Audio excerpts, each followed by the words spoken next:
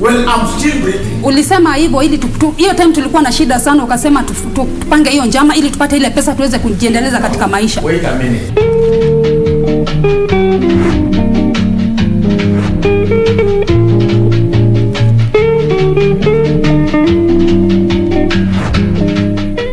Kuna vitu zingine sio kama kuchokoza dem sio.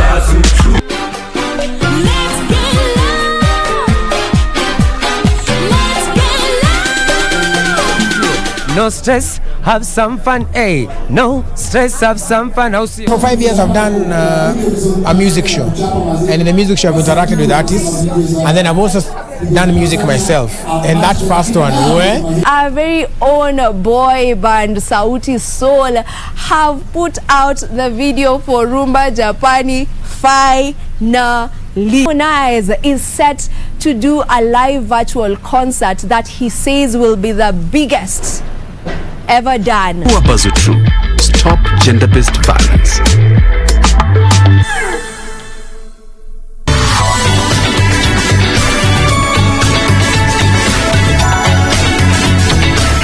He controls Shatian because he's his uncle. How can he control you as well? That's ridiculous. If I can win without actually having to go to court, why shouldn't I try? All my colleagues saw the video and heard your story, and we hope that we can help you get your son back.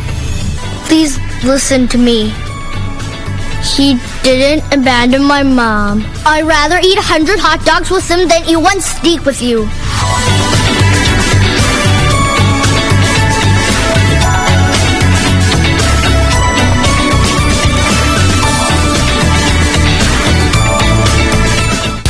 Señorita, unachizisha bazenga. Señorita, figa yako yanikoroga. Señorita, Top Mashariki, yani ndio imesha take over. Sokio za nambongo ibeleko, esomba esengonte. Sokio kufile lo mbongo nyoso. Alafu kwenye video una vituko mwanangu wewe, ya waji lakini kama gani? Tena na ahidi nyumbani tarudi mapema. Lazima ukue na ile kumbukumbu, umetokea wapi, nani kakushika mkono. So hata ukivimba uwezi vimbia mzazi.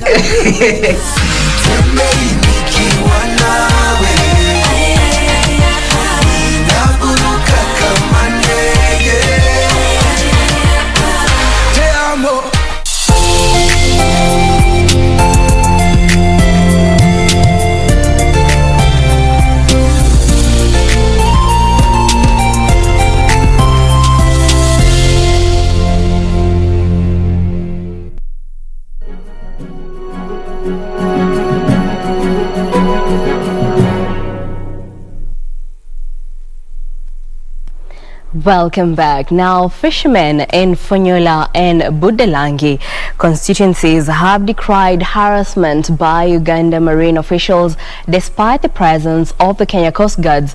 The fishermen say they frequently face arrest while on fishing expeditions, leading to huge losses. They now want the Kenyan government to intervene in the matter.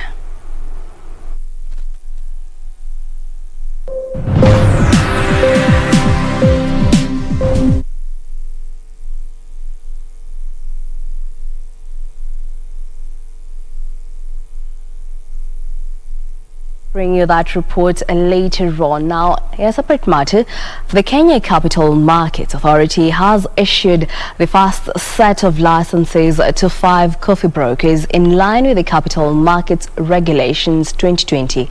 CMA Chief Executive Wycliffe Shamir says the licenses will allow the brokers to carry out the role of coffee brokerage services at the Nairobi Coffee Exchange. Markets Authority allowed coffee brokers to continue trading under all rules as they worked towards a full compliance of CMA regulations. However, in line with Regulations 8 of the Capital Markets Coffee Exchange Regulations 2020, marketing agents intending to operate as coffee brokers at the Nairobi Coffee Exchange were asked to apply to the authority for licensing before a July 1st, 2021 deadline. As a result, a CMA has issued conditional licenses as a commitment to ensuring that trading of coffee continues at the NCE without disruption even beyond the 30th June 2021 deadline, thus granting an extension of 3 months to the marketing agents currently trading at NSE for others to apply for the coffee broker license. Meru County Coffee Marketing Agency Limited has been granted a full coffee broker license, whereas other the aquaculture.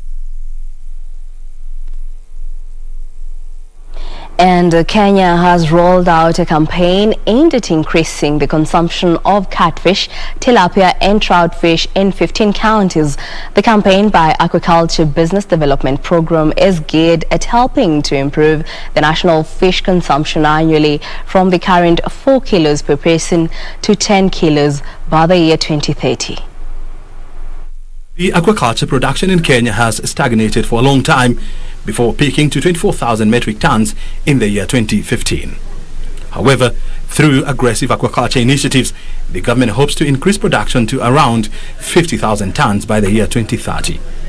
Experts believe that Kenya has the potential to produce 11 million tons. We are looking at supporting the smallholder aquaculture farmers in the rural areas to do their business in a more efficient way so that they can it can be profitable and be a sustainable venture. As part of aquaculture development strategy, Kenya has mapped tilapia, trout and catfish to increase fish production in 15 counties. The Aquaculture Business Development Program National Coordinator Sami Macharia says this will be achieved through organized fish fairs staged in each interested community or cluster of communities.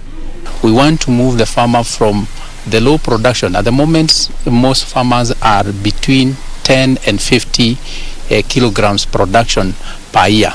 But we want to move them gradually until the program is over. At the 8th year, we are having farmers producing up to a ton per year per farmer. Macharia says the farmers will be engaged in the identification of national icons as fish champions within the community to facilitate the production of fish production. Macharia says the farmers will be engaged in the identification of national icons as fish champions within the communities to facilitate the promotion of fish consumption. The ABDP is an 8-year 15 billion shillings funded program by the International Fund for Agricultural Development and the Government of Kenya, targeting 213,000 direct beneficiaries in 15 counties. Still in the world of business, Binance, the world's biggest cryptocurrency exchange, has been banned by the UK's financial regulator. The Financial Conduct Authority says Binance Markets Limited is not currently permitted to undertake any regulated activities without the prior written consent of the FCA. It has until Wednesday to comply with the ruling. Conduct Authority FCA has ruled that Binance, the world's biggest cryptocurrency exchange firm, cannot conduct any regulated activity in the UK. It also issued a consumer warning about Binance.com, advising people to be wary of adverts promising high returns on crypto assets investments. This comes amid pushback from regulators around the world against cryptocurrency platforms. The regulator also stressed that no entity in the Binance Group holds any form of authorization, registration or license to conduct regulated activity in the UK. However, Binance spokesman said FCA notice has no direct impact on the services it provides from its website Binance.com. BML is a separate legal entity and does not offer any products or services via Binance.com website. In the meantime, US drug giant Johnson & Johnson is to pay $230 million to settle claims it fueled an opioid addiction crisis in the New York state. However, the firm did not admit liability or wrongdoing in settling with the state. The payments remove it from a trial due to begin on Tuesday, in which several large opioid makers and distributors are defendants. J&J says the settlement were consistent with a prior agreement to pay $5 billion to settle U.S. opioid claims. Johnson & Johnson and the largest U.S. drug distributors Amerisa's Bargain, Cardinal Health and McKesson have proposed paying a combined $26 billion to end thousands of opioid lawsuits. Finally, UBS Group Chief Executive Ralph Hammers told Swiss newspaper Blick that he sees the hit from collapsed investment fund Archegos as a unique event. He added in an interview, Archegos is not a systematic failure, but rather a unique event that can hardly find comparisons. UBS, the world's largest wealth manager, unveiled a $774 million revenue hit in the first quarter from the default of Archegos. Brian Munyoki, Lunchtime News.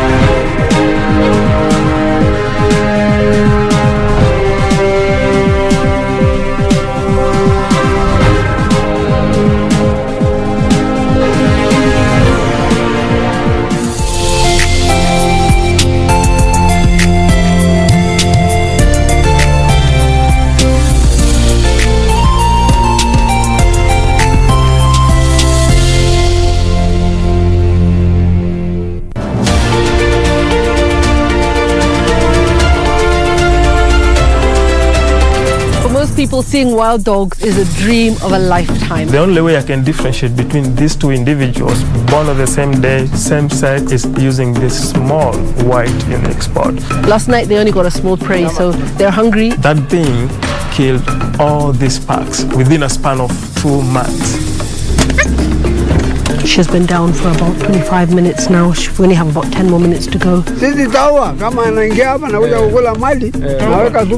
They could lose up to 20 animals in just 10 minutes.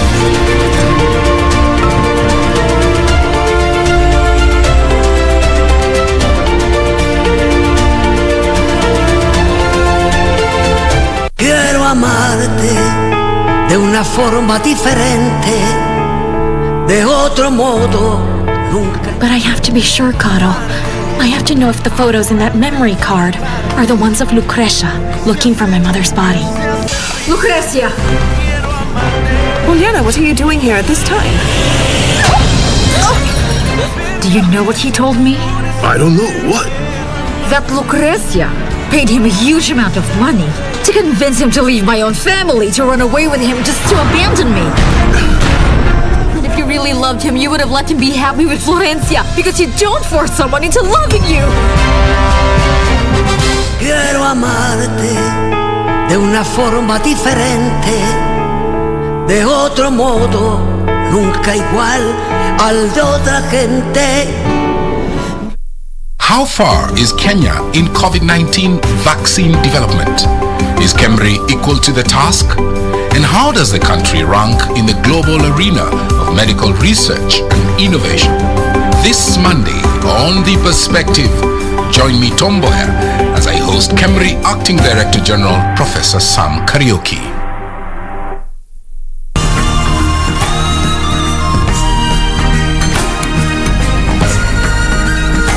This week on the season premiere of Africa's hottest new show, Surura, we take you on a safari in Kenya's capital, Nairobi.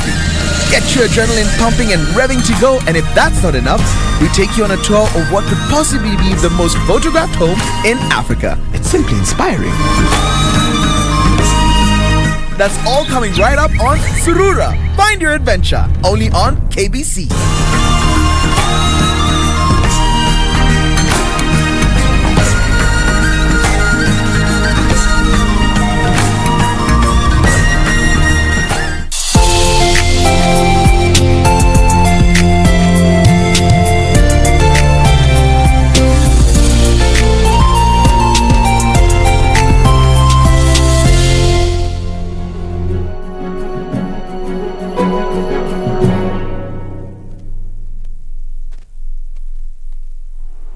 Welcome back. Now let's proceed. Farmers from Nyakenywa and Naivasha have refused to give way for the upcoming meter gauge railway from the inland container depot in Mai Mahiu to Longonot town. The farmers claim the National Land Commission failed to compensate them for land taken 3 years ago, and they will not accept any more promises. According to Joseph Gadoita, the National Land Commission was back demanding for land for the extension of the meter gauge railway line, yet it had not compensated them for their previous parcels. Ni miaka kama 3 inaelekea hatujapata kitu chochote. Sasa tunashindwa ukweli iko wapi. Na saa hii sasa wanataka kuchukua shamba ingine. Sasa tutakubali hiyo? Hatuwezi kubali hiyo. Jeremiah Nyaga, a landowner, said that they will not allow the new railway line to pass through their farms until they were fully compensated. Mtu anakwambia first hakuna hii makaratasi yako haijaingia kwa system, na tunafanya kazi na ile kitu iko kwa system na hakuna. Kwa hivyo inaonekana wananiambia wataweka hiyo pesa kwa hiyo makaratasi zangu zile watakuja naye tena ndio ni wakubali waingie kwa samba.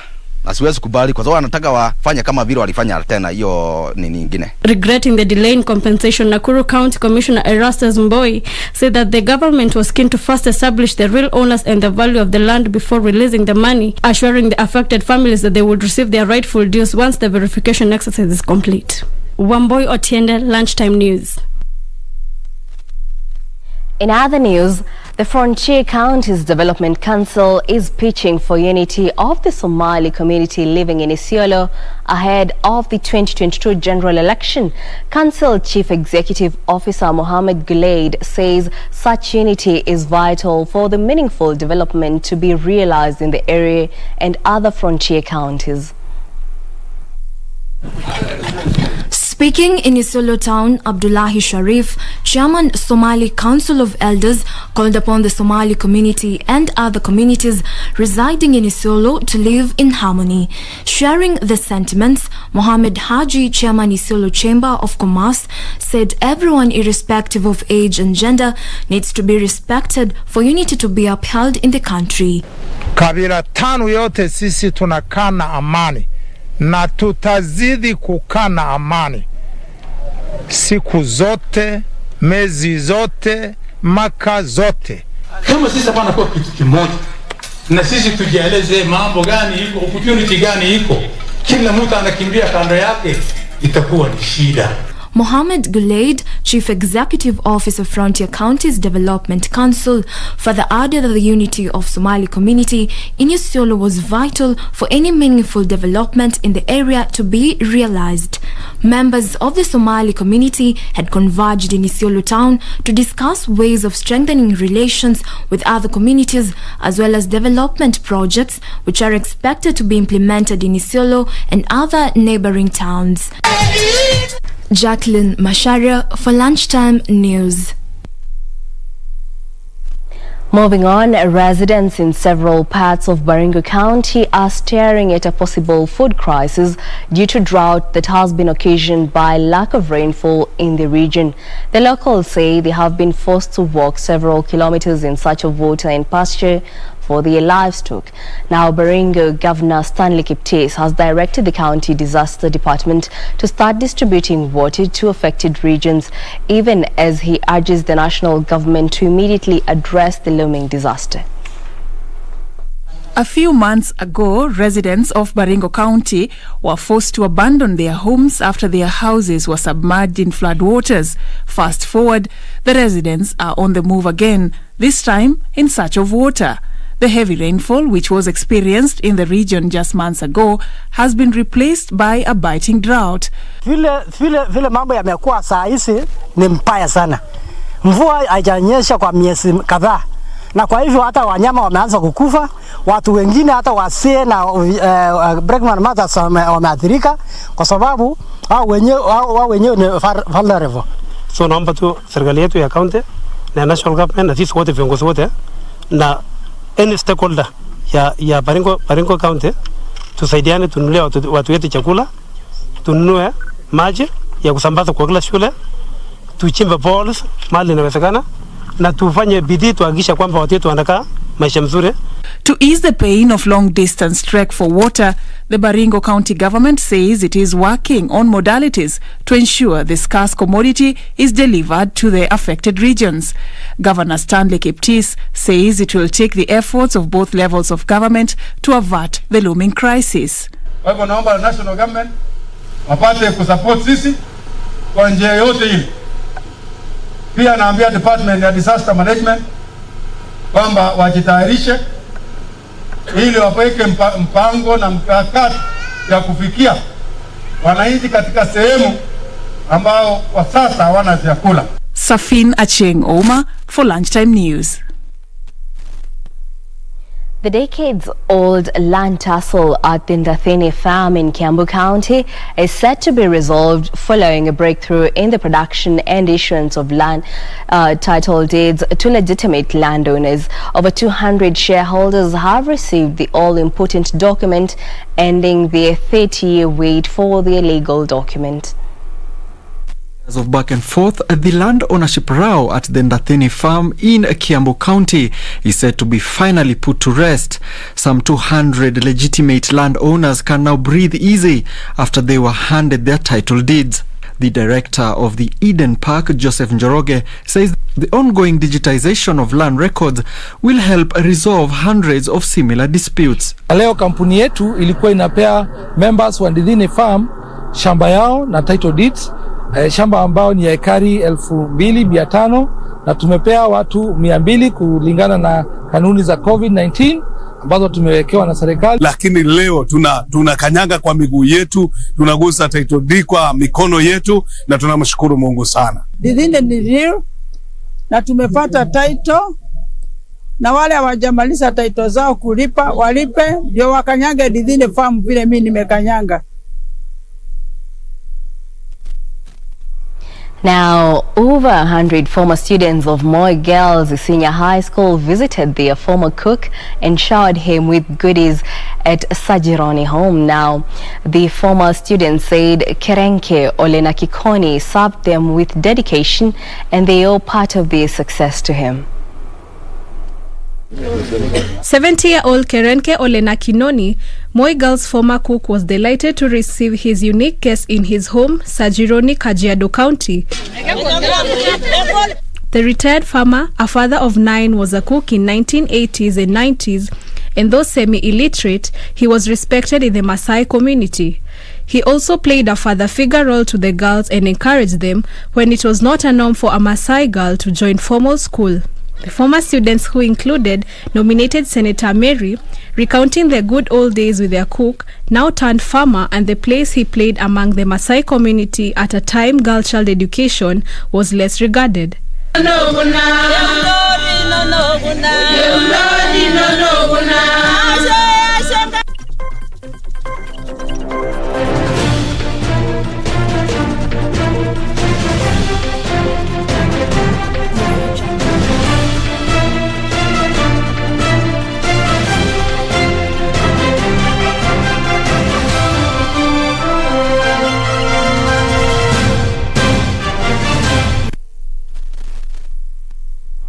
Well, and in the sports world, France boss Didier Deschamps has warned his players should not underestimate Switzerland and is preparing to overcome mounting injuries before Monday's Euro 2020 last 16 tie. Meanwhile, a moment of class from Thorgan Hazard proved enough to knock out holders Portugal as Belgium continued their pursuit of a first major title by reaching the quarterfinals of Euro 2020.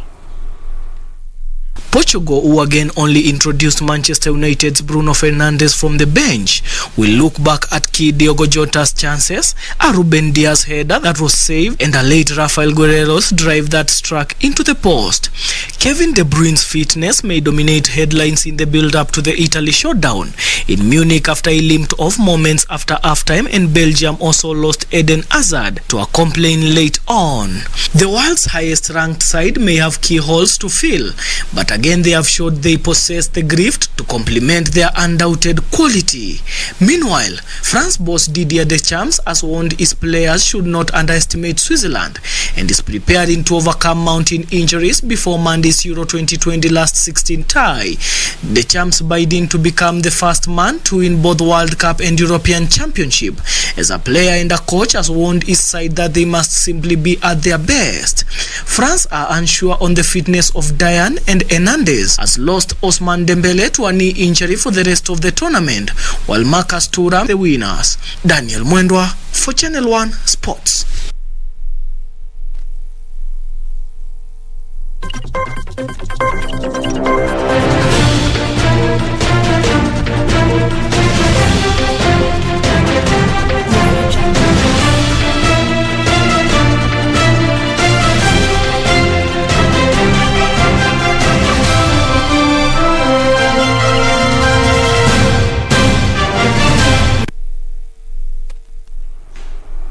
Well, that brings us to a close this afternoon. For more news, check out our website at kbc.co.ke. My name is Jackie Wambiru. Sign language interpreter is Anne Wangeshi. Enjoy the rest of the day.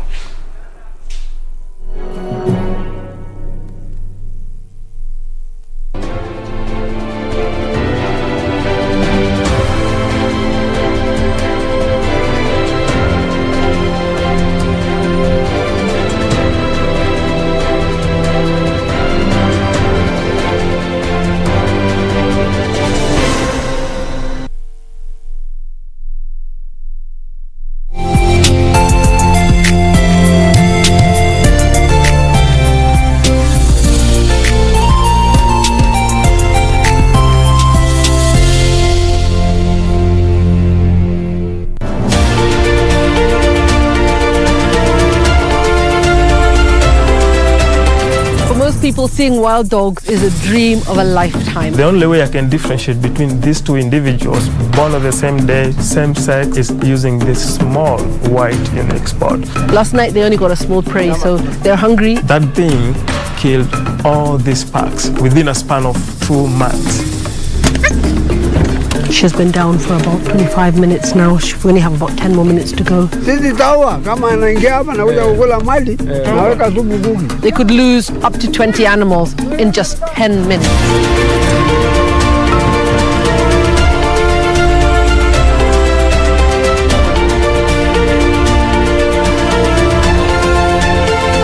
How far is Kenya in COVID-19 vaccine development? Is KEMRI equal to the task? And how does the country rank in the global arena of medical research and innovation? This Monday on The Perspective, join me, Tom Boyer, as I host KEMRI Acting Director General Professor Sam Kariuki.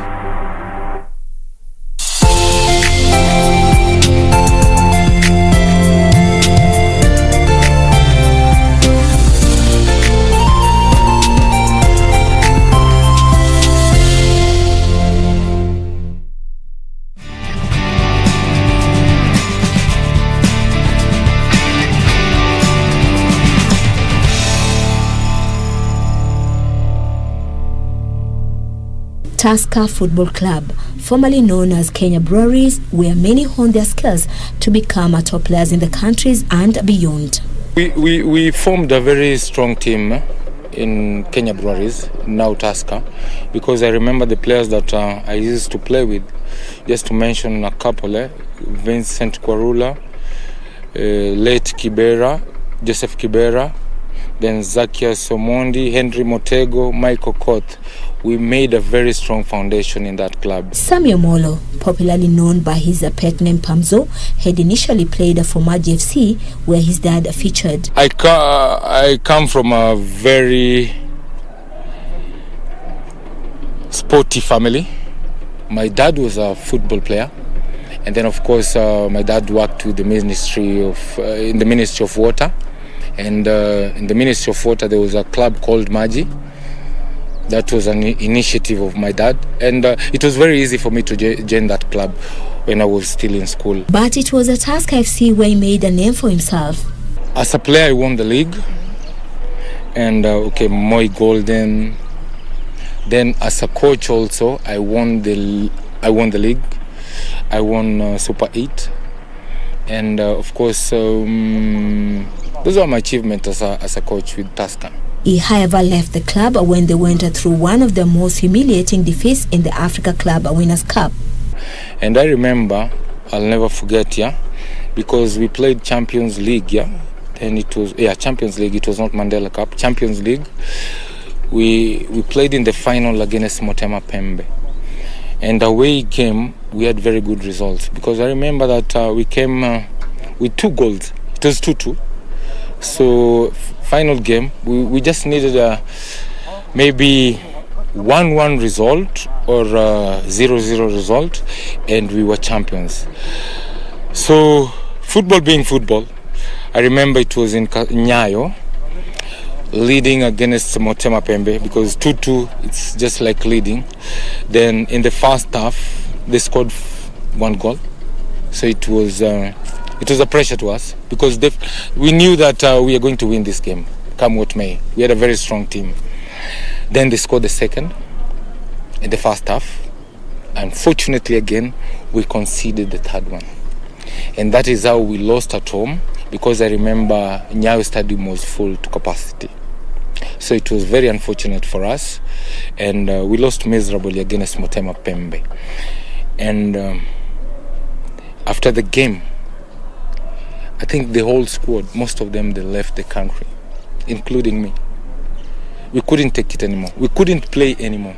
Because I remember I went to India, Kwarula went to United States, Adach went to United States, Ghost Muley retired, Paul Onywera retired, Jojo Pondo retired, Michael Koth went to he didn't go to Belgium, he went to Saudi Arabia. He went to Oman.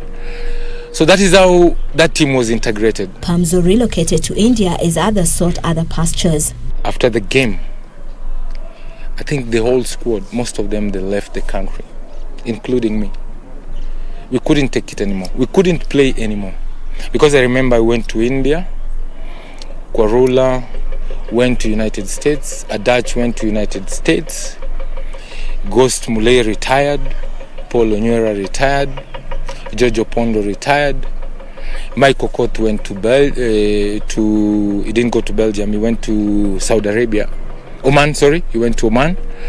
So that is how that team was integrated, because we couldn't continue anymore. It was a very bad loss for me. When the tears had dried, he came back home and took up coaching his former side Tusker FC, where he laid his goals to rest.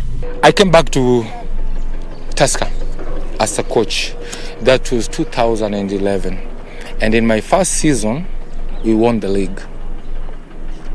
In fact, all the bad memories are erased, because I won the league with the team, and so far I'm happy with life and in my coaching life. The most memorable club so far I can say is Tusker, because one, I had everything there.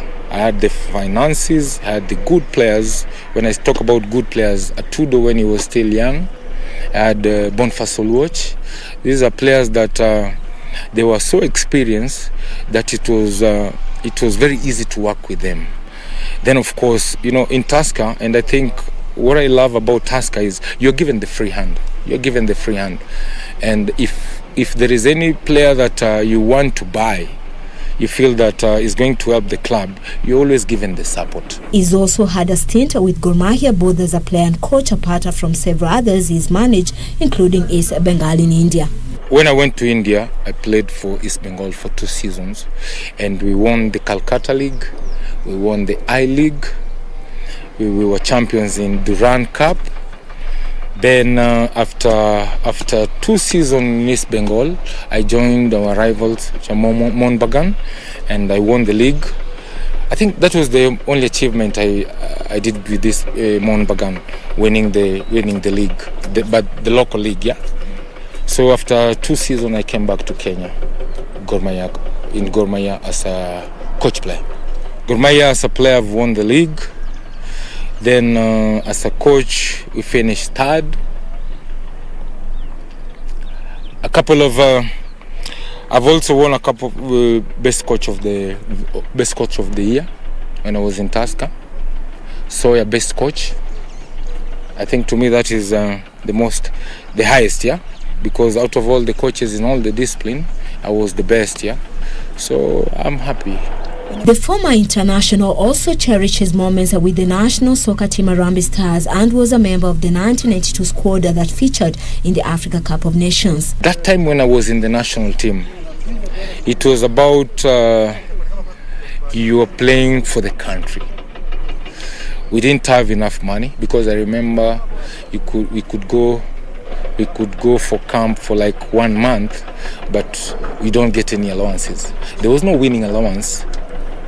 In terms of kitting, it was a big problem because I remember we used to have only one type of uniform. It was red, so we used that uniform home and away, and that is one uniform that we had used for a long time.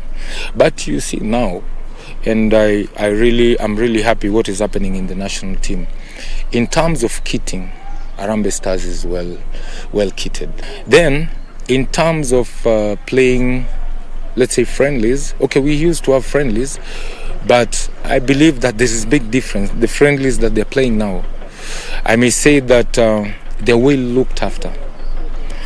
Not like when I was playing, because even in my days when I was playing, even if you win, there was not even 1,000 shilling. But here, if you win 250,000, this is a lot of money.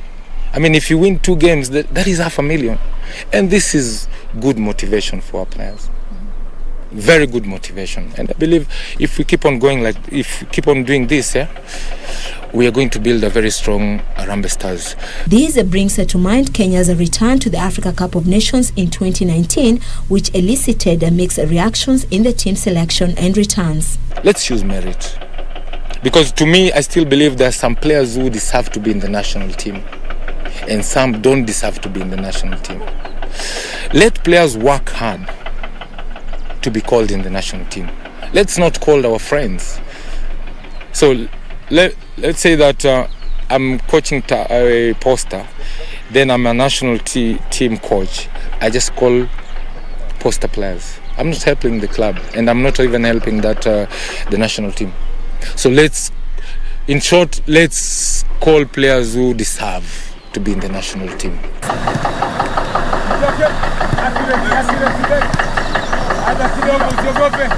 They indeed worked hard to catch the eyes of selectors, and that is how he was identified in his heydays. Very hard tackling defender. Not rough, but hard tackling defender. Then of course I was so good in aerial balls, and that was my cup of tea. In terms of defending aerial balls and in terms of attacking aerial ball scoring, I was so good in that. I remember we played with Musa for a long time, and we were really scaring opponents in aerial balls. We dominated, and that was my identity. So katikati, inside, outside, katikati. Sammy Omolo Pamzo, who's married to Vera, father to Denzel and Stephanie, is a licensed CAF coach who's now applying his trade with the Posta Rangers, where he's determined to rub on his success or winning mentality, if you like. I want them to fight, and if you play well, you'll be called in the national team. That is dream for anybody, every player. Then what has happened that was not happening in our days? The recognition. At the end of the season, we have the best keeper.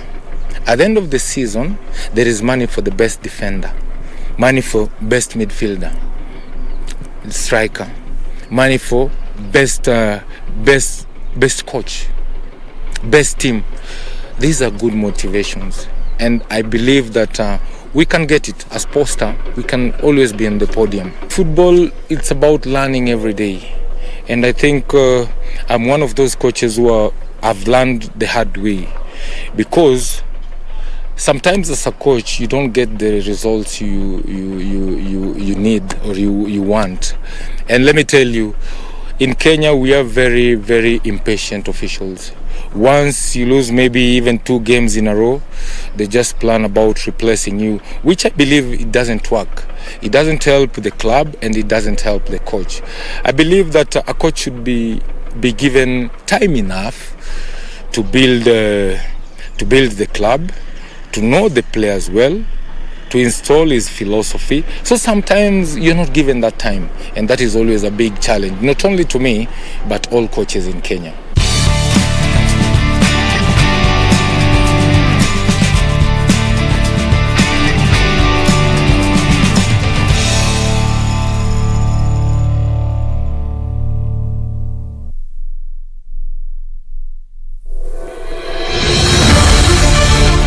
If you have been in contact with someone who is suspected or has tested positive for COVID-19, self-quarantine for 14 days and call 7194 for help.